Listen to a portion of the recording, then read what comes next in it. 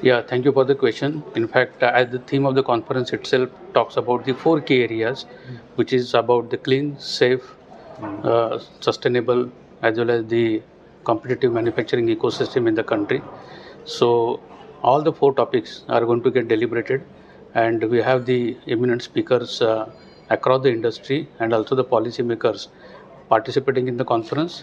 And the day is full of the multiple sessions around these four themes, and I'm pretty sure that the conference will actually deliver a sort of a roadmap to the all the stakeholders in terms of getting to where rightfully the Indian CV industry should be moving to. Yeah, so for most of the industry players, while the country is aiming at 2070 as a net zero target, but many of the industry players are actually taking a very aggressive target.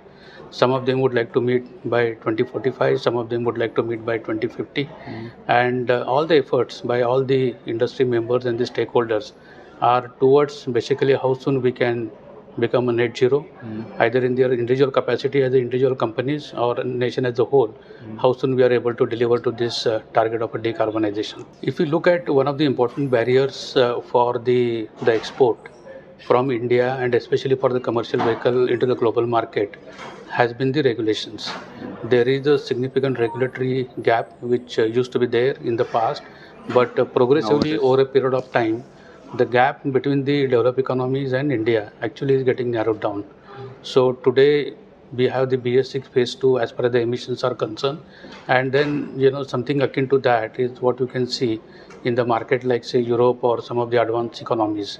Here I am not talking about the other markets like say SAARC region or the GCC countries or the African markets, because anyway today as India we have been exporting to these countries.